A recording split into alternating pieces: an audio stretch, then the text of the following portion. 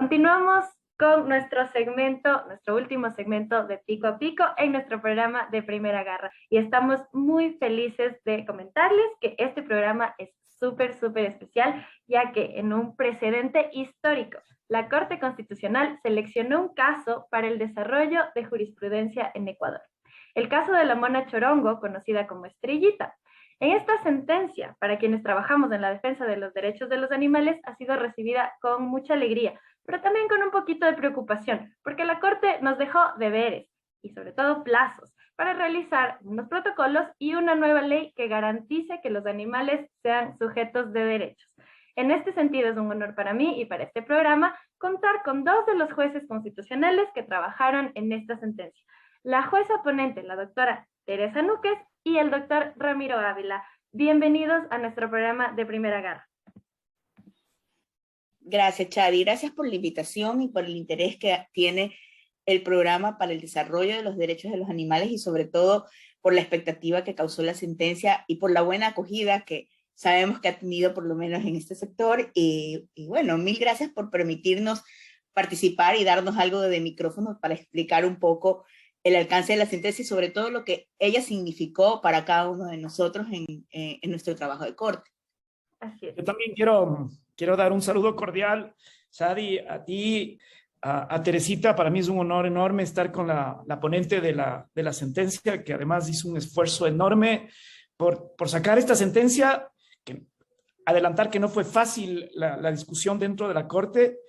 Y también un saludo cordial a todas las personas que están escuchando Primera Garra y quienes conforman la Fundación Protección Animal. Un abrazo cordial. Yo tengo siempre la esperanza de que sentencias como las que vamos a comentar hoy día permitan seguir luchando por un mundo donde todo tipo de vida, la humana, la no humana y la animal, por supuesto, viva en mejores condiciones en este planeta. Así es, muchísimas gracias a ambos. Como digo, es para nosotros un honor y un placer tenerlos acá. Así que para empezar, quisiera hacerles una brevísima pregunta que nos digan un poco desde su sentir, ¿no? ¿Cómo fue para ustedes este caso? O sea, ¿se imaginaron en algún momento de su vida, de su carrera profesional y estando en la Corte Constitucional, hablar de los derechos de los animales? No sé si podemos empezar por la doctora Núquez. Bueno, yo realmente quiero ser muy sincera, ¿verdad? A mí cuando me tocó sorteado el caso de la mona Estrellita, yo la verdad nunca me imaginé que yo iba a ser la afortunada, lo puedo decir ahora, de poder analizar y leer el caso. Sinceramente, el caso fue producto de más de un año de trabajo y el caso me fue ganando poco a poco y yo lo tengo que reconocer así. En el transcurso de este año, del año 2021, cuando yo lo recibí, dije, bueno, ¿hacia dónde voy a orientar estos parámetros? ¿Cuáles van a ser estas reglas jurisprudenciales que vamos a dictar? O sea, la verdad es que estaba un poco abrumada, ¿verdad? Posteriormente me fueron llegando algunos amigos que ya comentaré y fue presentándose algunas universidades también para querer opinar y todo, y eso fue despertando un interés mayor, el análisis del expediente y poco a poco el caso se transformó en un caso súper importante, no solo para mí, sino para mi despacho. De repente estábamos todos trabajando el caso, investigando sobre el derecho de los animales, investigando cómo se había desarrollado la jurisprudencia. Y yo puedo decir que ya al final, cuando el caso estuvo listo para la sala de revisión, yo tenía mucha ansiedad o muchos nervios por ver cómo iba a ser recibido. Yo me acuerdo el día que se los envié a mis otros dos jueces de sala, que eran Ramiro y Daniela Salazar. Yo decía, bueno, ¿cómo lo van a tomar? ¿Cómo lo van a ver? Yo creía que Ramiro me iba a pedir mucho más en el caso o que Daniela me iba a pedir un planteamiento distinto, pero yo tengo que destacar algo de ellos dos. Me apoyaron mucho en el caso, colaboraron, fueron participativos, proactivos. Y después, bueno, hasta que el caso salió de mi sala de revisión, y yo puedo decir que se transformó en uno de los casos más importantes de mi despacho.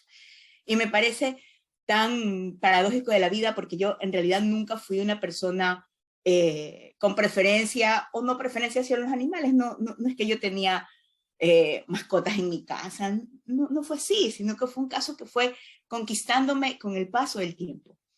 Y después yo me di cuenta cómo me había ganado el caso en interés, en estudio, en análisis. Cuando el caso fue al pleno, la discusión interna en el pleno no fue sencilla. Fue un caso en el que hubo que conquistar voto a voto y todo el trabajo y el empeño porque esos votos se vayan agrupando al caso. Y bueno, y aquí sí tengo que decir algo que es bastante peculiar, ¿verdad? Ya al final el caso se resolvió en el último pleno de esta conformación.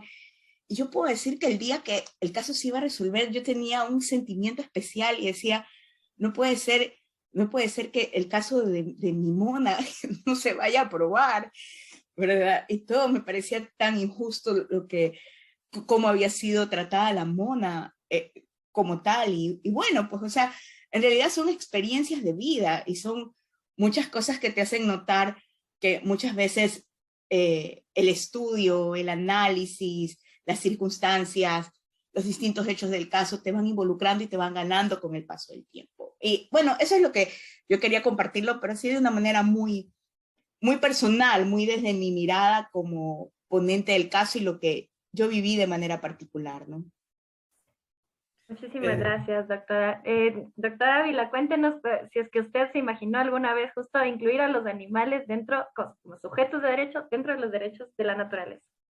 Yo siempre he creído que todo ese catálogo de derechos que tiene la Constitución, que son numerosos y que no todos han sido desarrollados, siempre ha sido una deuda de la Corte Constitucional el desarrollar derechos, en particular la naturaleza, que me parece que es quizás una de las innovaciones más importantes en el constitucionalismo global y que uno esperaba que la Corte Constitucional esté a la altura de ese reconocimiento formal por parte de la Asamblea Constituyente.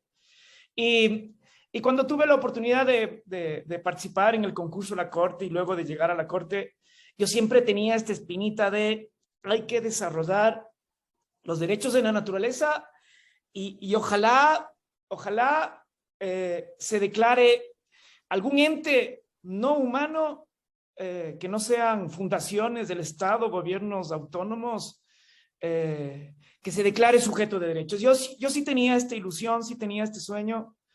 Y por supuesto, cada vez que había sorteos, yo cruzaba los dedos porque llegué casos relacionados a la naturaleza y en general y los animales en particular. No tuve digamos, esa posibilidad, pero haber participado en la discusión y el haber estado en varias fases de elaboración del proyecto que al final acabó en sentencia que hizo la doctora Núquez, fue sin duda un honor. Yo volviendo a leerla, porque he leído varias veces, incluso ayer de noche para la entrevista estuve leyendo la sentencia una vez más, y creo que yo no hubiera podido haber hecho una sentencia como lo hizo Teresita. Así que para mí fue un honor no solamente participar en las discusiones, sino también el haber votado a favor de esta sentencia. Es solo uno, entonces yo sí decir que sí tenía esta expectativa. Y lo otro, creo que el caso de Teresita refleja un aspecto importante en lo que es el movimiento de derechos en general y de los derechos de los animales en particular. La doctora Núquez hace un rato afirmó que ella no tenía particular preferencia o su mira jurídica no estaba alrededor de la naturaleza y de los animales. Pero creo que el caso de ella refleja lo que tiene que suceder en un movimiento que está promoviendo una mejor vida para alguien o algo. Y ella dice que no había dedicado su estudio, su mira intelectual, pero sin embargo tiene un requisito que creo que es importante cuando uno amplía el movimiento, y es esto de la capacidad que tiene la gente para tener empatía, para tener sensibilidad hacia el dolor de otros. A mí, por ejemplo, es muy representativo la sensibilidad que se reflejó en la doctora Núquez en relación a la vida, no solamente de la mona Estrellita, que al final acabó sus últimos días de forma particularmente, a mí me parece humillante, sino también la empatía que tuvo con esta persona que había criado a Estrellita, Ahí no hay, digamos, ahí hay una relación, si bien la sentencia establece que como regla un animal silvestre tiene que estar en su hábitat, también la sentencia establece que hay que analizar y hacer estudios particulares del contexto, porque a veces, digamos, un animal puede estar en mejor circunstancia en un ambiente doméstico, que no es lo óptimo, que era, me parece que el caso Estrellita. Entonces, la sentencia tiene esta cosa de establecer una regla. El hábitat natural es la primera opción y lo demás, por favor, no hay que hacer cosas violentas como sucedió a Estrellita, que después de 18 años de vida le sacaron para matar, para morir, digamos. Y esto no es poca cosa en un ser sintiente como Estrellita. Entonces, lo que quiero yo destacar es que la gente que tiene empatía para otros tipos, para otras formas de vida, llámese esto migrantes, llámese esto personas con discapacidad, llámese esto personas privadas de libertad, llámese esto personas que están sufriendo. Esas personas, digamos, es fácil incluirlas en un movimiento para ampliar la posibilidad de que esa empatía llegue también a los animales. Y me parece que el caso de la doctora Núquez es un ejemplo clarísimo de esa gente que está ahí dispuesta a jugarse y a ser parte de este proyecto de luchar por una mejor vida para todos y todas. Muchísimas gracias, doctora. Estoy totalmente de acuerdo. Y resulta, o sea, con lo que ustedes me acaban de decir, bueno, es para mí muy, muy interesante hablar del hecho de la empatía y de cómo se puede ir construyendo a través de un caso, incluso de una persona que quizá no tenía dentro de sus ideales profesionales hablar de este tema. Por lo tanto, no, o sea, a veces nosotros decimos que suele ser mejor que personas que no están tan relacionadas con estos casos los trabajen, porque no hay un sesgo. Es decir, o sea, esta sentencia es totalmente estudiada, argumentada y no desde un punto de vista muy sensible, como nos suelen decir a nosotros, sino totalmente objetivo, ¿no es cierto? Desde el marco jurídico y también, por supuesto, desde la empatía. En ese sentido, doctora Núquez, la sentencia habla del especismo como una forma de discriminación por medio del cual el ser humano ha ido negando, en mayor o menor medida, la valoración y la protección de los animales y otras especies de la naturaleza. ¿Qué implica dentro de esta sentencia incluir a los animales como individuos en los derechos de la naturaleza en Ecuador? Mira, yo creo que uno de los puntos más importantes de esta sentencia es precisamente el reconocimiento de los animales como sujetos de derechos. ¿Por qué? Porque si nosotros los observamos de esa manera, sabemos que sus derechos primero son justiciables, es decir, que pueden demandarse para su reconocimiento, para su protección, para su seguridad, para su derecho a una vida digna, para su integridad, ¿verdad? Eso es lo primero que yo creo que hace la sentencia. Y lo segundo que creo que es importante en el reconocimiento de los animales como sujetos de derecho es que adicionalmente, al ser justiciable, tiene un catálogo de garantías jurisdiccionales que pueden ser utilizadas para su protección. Entonces, aquí no estamos hablando solamente de acciones como la acción de protección o como un habeas corpus, sino que hablamos de la diversidad que tiene el ordenamiento jurídico para la protección del derecho de los animales al ser sujetos de derechos. A mí me parece también que aquí hay algo importante, ¿verdad? Nosotros debemos de observar el ordenamiento jurídico del Ecuador no solo desde la idea de la normativa que existe, porque hay normativa, como puede ser el Código Orgánico Integral Penal, el Código Orgánico de Ambiente, etcétera, para protección animal, sino que también nosotros debemos de observar que el contenido de los derechos se va a desarrollar no solo en esta normativa, sino también en la jurisprudencia. Y esta es una primera jurisprudencia que empieza a sentar una base. Y esa base lo que dice es, estos animales sujetos de derechos son animales que tienen derechos y que están sujetos a protección, que tienen garantías jurisdiccionales para hacer efectivo el ejercicio de sus derechos. Y también establece algunas conexiones que me parecen importantes, como la necesidad de armonizar la legislación, que a veces esos son temas que se quedan pendientes. Es decir, me parece que también esto de combinar o exhortar básicamente al Ministerio de Ambiente a ciertos protocolos que permiten analizar la vida de un animal en distintos aspectos. Es decir, puede ser que a lo mejor lo óptimo sea un traslado y una inserción a través de un proceso de transición a su ambiente original, pero a lo mejor las circunstancias determinan que es necesario mantenerlo in situ. A mí me queda la duda, porque del expediente y de la lectura no se puede determinar qué causó la muerte de Estrellita, ¿verdad? Es decir, si fueron 18 años porque estaba desnutrida, porque no había sido tratada, a lo mejor con los cuidados que se necesitaban, o si fue extraerla de su ambiente, insertarla en un medio en el que ella no sabía cómo vivir.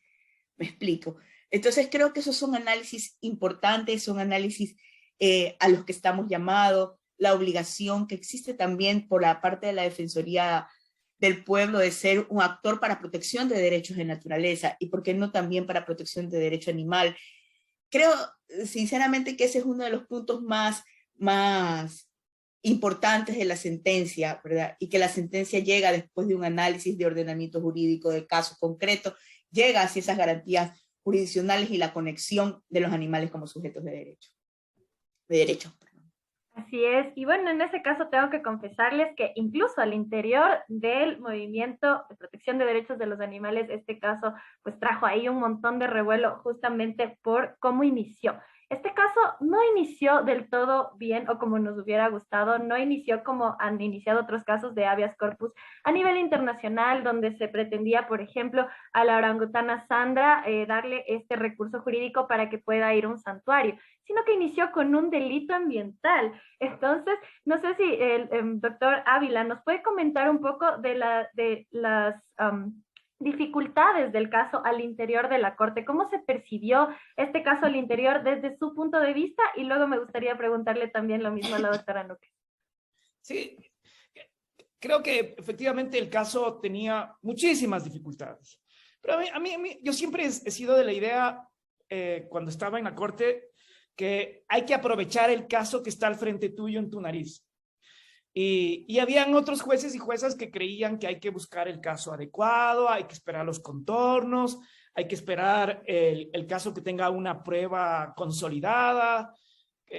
Y esto no siempre pasa en la Corte. Y me parece que este es el ejemplo. Efectivamente, uno de los problemas era que efectivamente acá había una infracción ambiental.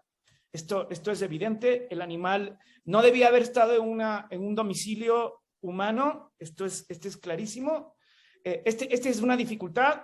La otra dificultad que hubo fue que la acción posiblemente que mejor podía desplegar todos los problemas que estaban alrededor del caso era una acción de protección, y esta era una acción de habeas corpus. Y ahí la doctora Núquez, digamos, tuvo que enfrentar unas peleas teóricas enormes para afirmar que el habeas corpus sí podía ser una acción que podía desarrollar algunos contornos del caso. El más notable acá es que la forma como le sacan a Estrellita del domicilio donde había vivido 18 años y le llevan a un zoológico básicamente a que muera, fue casi un allanamiento de domicilio violento, que si es que se le hubiera hecho a seres humanos, igual hubiera llamado la atención. Entonces acá, de alguna manera, Estrellita estaba privada de libertad y por lo tanto el habeas corpus sí era una garantía. Y acá la discusión que hubo en la Corte fue cómo una garantía que nació en el derecho occidental en el siglo XIII, que todo durante 800 años ha sido para humanos, ¿cómo le vamos a denigrar para que proteja a un animal? Digamos, ese argumento tan difícil y tan duro que era de parte de algunos constitucionalistas en la Corte, digamos, Teresita lo supo enfrentar y ahí está la sentencia. Aquí lo prevaleció la idea de que aquí hubo un acto que pudo haber tenido mejores circunstancias si es que el organismo estatal que protege a los animales y que vela por sus circunstancias hubiera actuado de forma diferente y posiblemente se hubiera prevenido una muerte. El otro problema que tenía el caso era que Estrellita ya estaba muerta al momento que se estaba resolviendo. El caso, si uno miraría los primeros borradores, sin duda la amplitud con la que la doctora Núquez estaba resolviendo era muchísimo más grande de lo que acabó siendo. Al final, para consensuar y lograr votos, tuvo que sacrificar algunas partes de la sentencia original, del proyecto original, y acaba no aplicando el habeas corpus ya al caso concreto porque Estrellita había muerto. Y sin embargo, lo inteligente de la estrategia que usó la doctora Núñez dentro de la corte fue que eso podía haber sido una razón para declarar que no había objeto, que es lo que proponían algunos jueces y juezas, no había objeto y por lo tanto había que simplemente salirse de la acción sin resolver nada. Y ahí está, digamos, esas capacidades persuasivas que tuvo la doctora Núñez. Entonces, hubo dificultades y me parece que al haber superado esas dificultades, se resuelven algunas cuestiones que abren puertas para que el movimiento animalista pueda seguir caminando. Una de esas es que las garantías que están en la Constitución, incluso el habeas corpus, que era lo más discutible, también se aplican para seres no humanos. Este es, a mí me parece que el avance, uno de los avances más enormes. Y luego hay un desarrollo doctrinario que yo solo lo menciono porque creo que es importante. Uno de esos es, introduce dos conceptos sobre la interpretación que no son propios del derecho constitucional clásico, y yo hago notar porque estos tienen que seguir siendo aplicados de forma intensiva. Uno de esos es la consideración del principio interespecie. Esto es súper importante. Y básicamente lo que dice la sentencia es que cada animal o cada ser no humano que habita en la Tierra tiene que conocerse sus especificidades y en función de esas especificidades darle la protección que necesita. Estos argumentos estúpidos y ridículos que suelen decir que ahora con los derechos ya no va a haber cómo comer gallinas y estas cosas, yo creo que la sentencia es muy clara en decir y utilizar principios y doctrina no jurídica para entender esto, que para mí, desde el lado de lo que yo estoy desarrollando teóricamente, que es los derechos de la naturaleza, es un avance enorme. Si el ser humano es un animal como cualquier otro, que para sobrevivir necesita de otros animales, y de hecho nosotros somos depredadores, depredar no es necesariamente malo si es que eso está relacionado con la sobrevivencia. Esto vale para el tigre, para el león, para el humano y para los insectos. Esto, por ejemplo, es genial. Y de alguna manera a mí me parece que ayuda a no creer a lo que dice mucha gente, ahora los animales son como los seres humanos. No, por el principio interespecie, cada especie tiene su rol en la naturaleza. Esa es la una. Y la otra súper importante es este principio de interpretación ecológica. Y esto es fundamental porque en la sentencia está asociado con la cuestión de la extinción. Entonces, yo sí puedo, como ser humano, como especie, podemos alimentarnos y podemos utilizar la naturaleza, pero no podemos alterar los ciclos vitales de tal forma que se extinga una especie o se ponga en riesgo la sobrevivencia de una especie, incluso de la humana.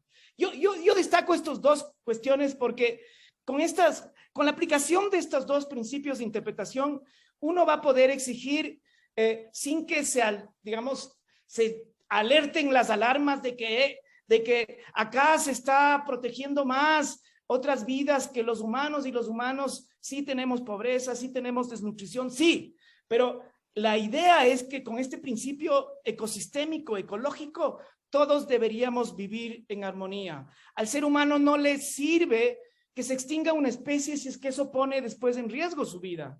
Pero lo interesante de la sentencia es que por ser parte de un ecosistema, los animales, y por ser sistemas en sí mismos, tienen un valor propio. Esto es fundamental. Es decir, se les puede exigir más allá de que sean útiles a los humanos. A mí me parece que yo sin temor a afirmarlo, de todas las sentencias que ha sacado sobre los derechos de la naturaleza, sin duda esta es la que da mejores aportes, por un lado, y por otro lado sistematiza la jurisprudencia que hizo la Corte estos 3 años. Así que, digamos, hay mucha tela que cortar en la sentencia, y la sentencia sirve para muchísimo. Yo insisto, abrió la puerta y hay un camino que hay que seguir recorriendo. Valiosísimo aporte el mencionar justamente el principio interespecie y que los animales son fines en sí mismos. Esto es algo súper valioso que tiene esta sentencia que yo también les invito a leer a todas las personas que estén interesadas. Doctora Núquez, bueno, aparte de las dificultades que ustedes encontraron, que me gustaría también que nos puedan mencionar, quisiera hablar acerca de los amicus curiae que se presentaron para este caso. ¿Cuál considera usted que fue uno de los más importantes o cuál consideró usted que pudo aportar más a este caso desde su visión? Bueno, mira, habían muchos amicus curiae presentados que aportaron conocimientos que nos ayudaron en el proceso de investigación. Nosotros recibimos unos amicus curiae de un programa de protección de derechos de no humanos y de protección animal de Harvard. Recibimos también aportes de algunos biólogos que nos abrieron realmente la mirada acerca de cómo analizar las distintas especies. También recibimos un aporte del UNAM y de dos profesores, uno de la Universidad Autónoma de Buenos Aires y otro de la Universidad de Palermo. Creo que todos ayudaron mucho. Mira, aquí las personas, bueno, yo aquí quiero hablar de algo un poco más general, ¿verdad? Cuando uno está en el ejercicio en la Corte Constitucional y cuando tienes una actividad de carácter jurisdiccional, las personas pueden ser parte de esas actividades cuando esta jurisdicción es de naturaleza constitucional, es decir, tú puedes aportar como ciudadano con lo que conoces, con las ideas que tienes. Y este caso para mí fue un ejemplo de ello, ¿verdad? Estos amicus fueron determinantes para ir trazando una ruta. ¿Por qué? Porque surgieron 1000 cuestionamientos, es decir, una sentencia, una primera sentencia que reconoce animales como sujetos de derechos tiene que tener algún tipo de orientación o límite para poder ser observada. Y precisamente eso te lo hacen notar estos amicus de los que estamos conversando. Cuando nosotros vimos las ciertas formas como podíamos ayudar a orientar, es decir, porque la idea es que la sentencia oriente también la forma como se tiene que ir desarrollando el derecho. Nosotros, producto de esta lectura, dijimos, bueno, ¿cómo podemos empezar a formar o tener algunos parámetros importantes? Y de esa lectura fuimos avanzando hacia el principio interespecie, por ejemplo. Me explico, ¿verdad? De la lectura, también tuvimos un aporte muy importante en el que nos decían, oigan, tienen ustedes que tener en cuenta que un mono chorongo es una especie tan especial que no necesariamente es compatible con los humanos, ¿verdad?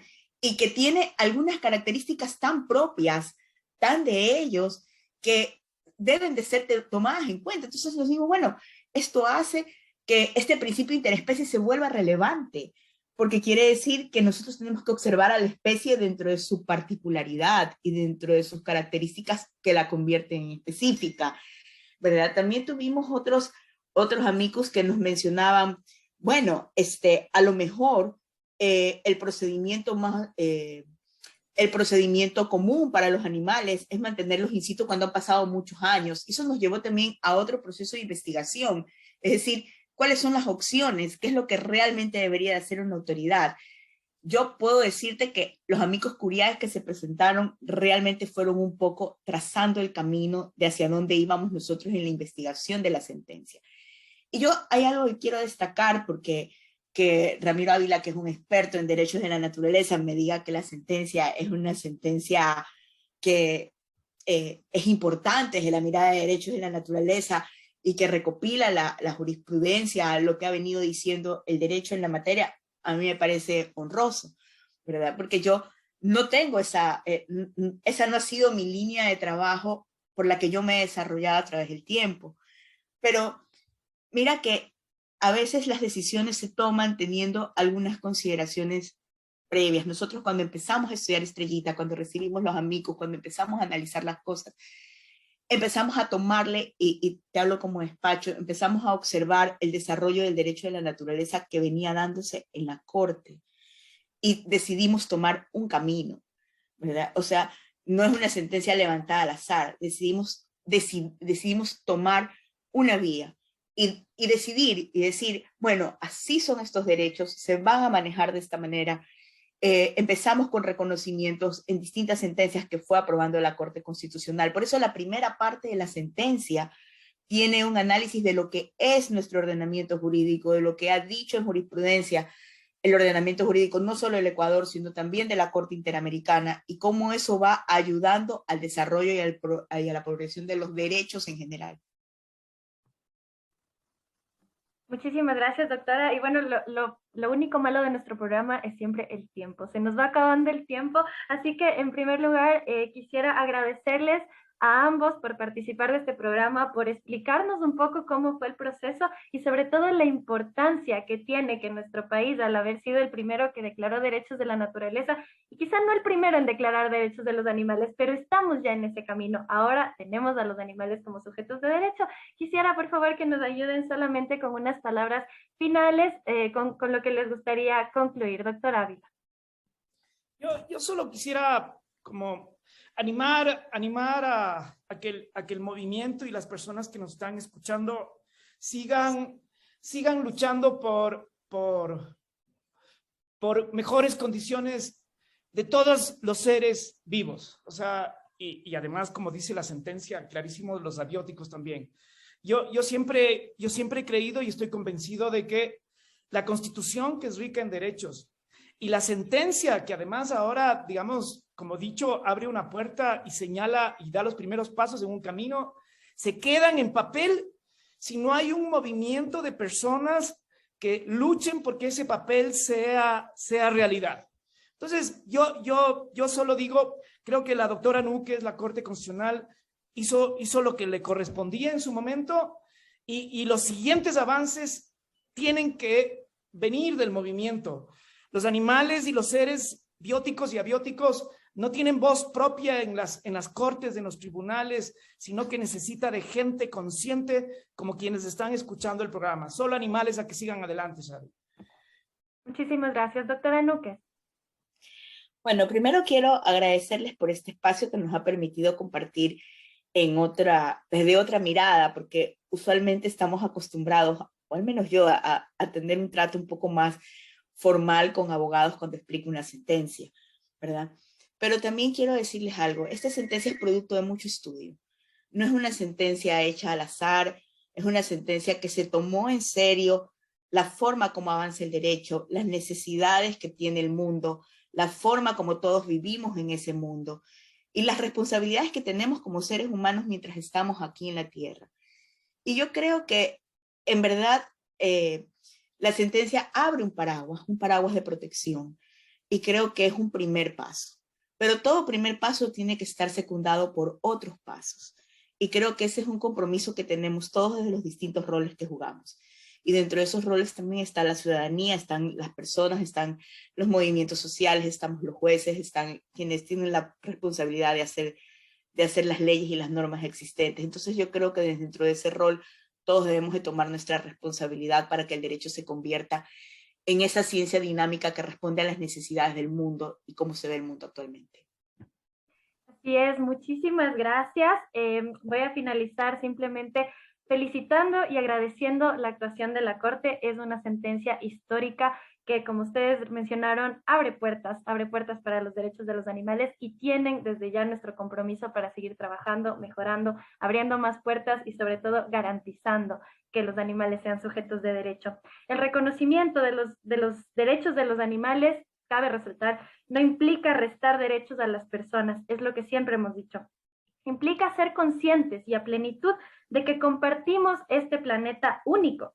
El otorgar este reconocimiento y la capacidad de ser sujetos tutelados de derechos supone un hito que combina la legislación con la ciencia, la ética y la empatía para la preservación de la vida en nuestro planeta. Implica poner en práctica nuestra humanidad para aceptar que hay prácticas que no deben continuar y que somos una especie lo suficientemente inteligente y creativa como para encontrar alternativas al uso cruel e innecesario de los animales. Muchísimas gracias por estar esta noche con nosotros y nos vemos la próxima semana en un nuevo programa de Primera Garra. Hasta luego. Un abrazo. Gracias.